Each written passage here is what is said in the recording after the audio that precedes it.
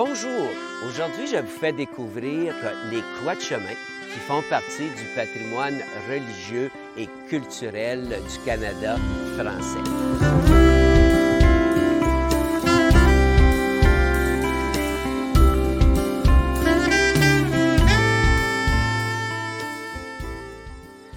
Nous sommes devant l'une des plus belles croix de chemin de l'Ontario français, la croix Trois-Neufs. Nous sommes entre Plantagenet et Treadwell dans les comtés unis de Prescott et Russell. Et j'attire votre regard sur cette croix qui possède plusieurs éléments de la crucifixion. C'est une des plus belles croix de chemin parce qu'elle est très, très bien décorée et elle a été replacée là en 2019. Elle remplace une croix de chemin qui était disparue. Alors, c'est un atout pour notre patrimoine.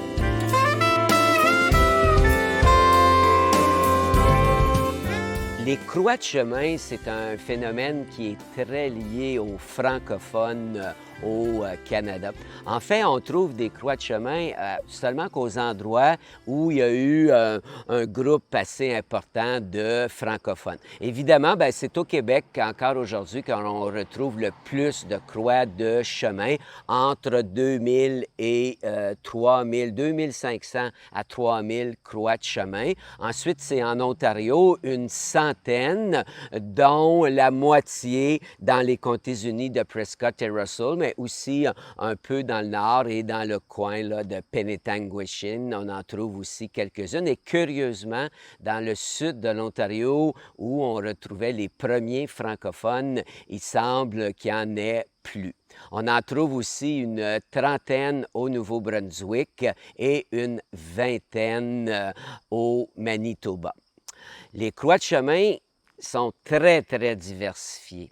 En fait, vous pouvez avoir une croix qui est très simple avec un poteau et un poteau transversal et peut-être parfois quelques décorations, mais il y en a d'autres qui sont très élaborées et c'est le cas de la croix qu'il y a derrière moi, la croix Trois-Neufs de Plantagenet.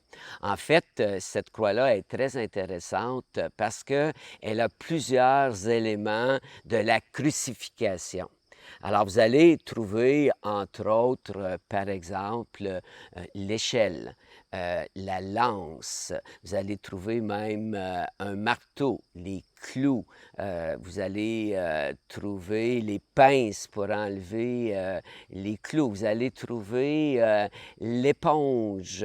Vous pouvez aussi trouver d'autres éléments plus diversifiés, comme ici, on peut voir le coq. Dans certains cas, on a aussi la couronne d'épines. On peut avoir un soleil et ce n'est pas le cas ici, mais beaucoup ont des cœurs. Et ça, on va le voir dans d'autres endroits. On voit très, très souvent une croix blanche parce qu'à l'époque, les croix étaient blanchies avec un cœur rouge qui ressort beaucoup. Et ce qui est très intéressant, c'est le cas aussi de la croix derrière moi. Vous avez une petite niche avec la Vierge. Alors, il y a beaucoup, beaucoup de symbolisme derrière une croix de chemin. Puis, vous avez toujours aussi, la plupart du temps, l'inscription latine, mais qui veut dire « Jésus, roi des Juifs ». Il y a une longue histoire quand on parle des croix de chemin. En fait, on parle d'une histoire séculaire puisque c'est les moines en France au Moyen Âge qui ont commencé à ériger des croix de chemin et ça s'est propagé dans le royaume de France. Quand les gens sont arrivés en Nouvelle-France au 17e siècle et au 18e siècle, ils ont amené avec eux leur langue, leur religion, leurs coutumes, et on a commencé à ériger des croix de chemin le long du fleuve Saint-Laurent, mais aussi en Acadie. Les visiteurs de la Nouvelle-France ont remarqué qu'il y avait beaucoup de croix de chemin tout le long du fleuve Saint-Laurent. Au 19e siècle, on va en construire énormément et on peut dire pendant la moitié du 20e siècle. Mais après la Seconde Guerre mondiale, les choses vont changer très rapidement et là, on va en construire de moins en moins. Il y a plusieurs raisons à ça. Les croix de chemin, c'est un phénomène rural. Et là, on va assister à une grande urbanisation. Les gens quittent les campagnes pour les villes.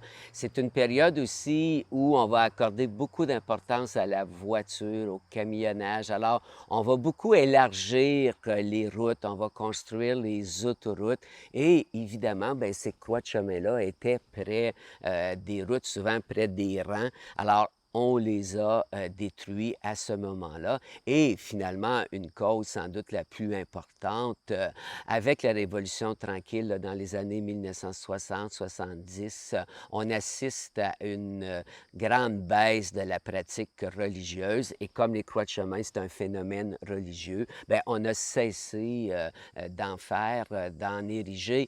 Non seulement on a cessé d'en ériger, mais on a arrêté de les entretenir parce qu'il faut savoir que la grande majorité des croix de chemin sont en bois.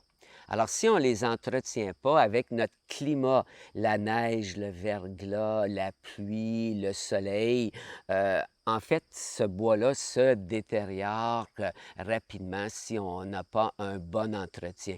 Alors, on a cessé de les entretenir et malheureusement, on peut dire que la très grande majorité sont disparus dans l'indifférence. Mais heureusement, on va voir que les choses vont changer. La grande question, pourquoi ériger des croix de chemin? À l'époque, là, on faisait absolument pas ça pour embellir les paysages, puis pour que ça devienne un attrait touristique. Alors, bien au contraire. La raison première pour ériger une croix de chemin, c'est pour témoigner de sa foi catholique. Et là, on va en fait ériger ça, mais pour demander la protection divine. En fait, comme on est dans un monde rural, les cultivateurs érigent des croix de chemin presque dans tous les rangs pour s'assurer d'avoir de bonnes récoltes, pour pas qu'on ait trop de pluie, pour pas qu'on ait de sécheresse, pas de gel hâtif et même pour éloigner les épidémies de sauterelles. Mais il y a plusieurs autres raisons pour ériger une croix de chemin. C'est souvent pour honorer un événement ou une personne. Alors à ce moment-là, on appelle ça un ex-voto.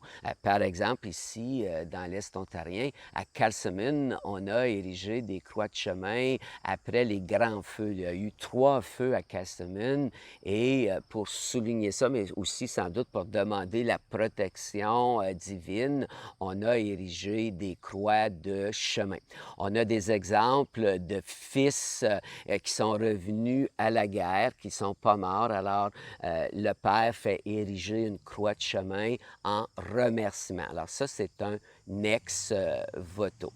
On peut aussi ériger des croix de chemin pour des raisons très spécifiques qui peut finalement servir les objectifs de l'Église. Je vous donne un cas dans le coin de Kamouraska, au Québec. Il y a un curé qui était pour la tempérance, c'est-à-dire que lui, il était comme contre toute consommation de boissons. Et il y a un de ses paroissiens qui est décédé ivre-mort au froid. Alors, il avait trop bu, il s'est endormi, il est décédé. Le curé a fait ériger une croix de chemin au même endroit où son paroissien est décédé. Alors, à ce moment-là, il envoyait un message.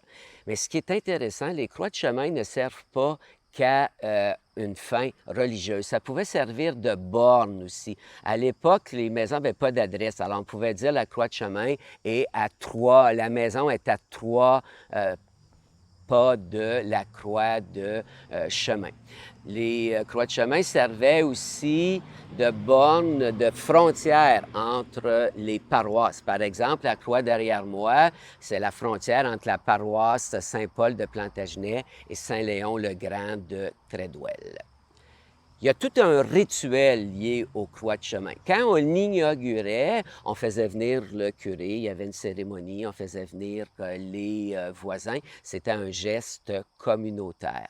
Les gens qui ne pouvaient pas aller à la messe pouvaient, ou c'était trop loin, au lieu d'aller à la messe, allaient dire une prière le dimanche à la croix de chemin. Mais la plus grande activité était pendant le mois de Marie, qui était le mois de mai, et c'est pour ça que c'était souvent près des écoles. Les enseignants, enseignantes amenaient leurs élèves à la croix de chemin, on faisait des prières, on mettait des fleurs. On avait aussi des neuvaines. Alors les gens se rencontraient le soir pour prier, et là, on voit qu'il y a un phénomène culturel aussi. Les gens se réunissaient, ça permettait d'échanger les nouvelles, de connaître, de fraterniser entre les voisins. Puis à l'époque, les maisons n'étaient pas toujours proches à proches. Alors, on peut voir qu'il y a beaucoup de rituels liés aux croix de chemin, ce qui n'est pas négligeable. Finalement, les croix de chemin est en train de complètement disparaître à la fin du 20e siècle et heureusement, il y a un réveil. Depuis quelques décennies, on voit partout des sociétés d'histoire, de patrimoine, des paroissiens qui se regroupent, comme ce fut le cas ici, pour non seulement entretenir les croix de chemin, mais les refaire. En fait, on voit des croix de chemin qui étaient disparues depuis 30 ou 40 ans, et là, aujourd'hui, on refait ces croix de chemin.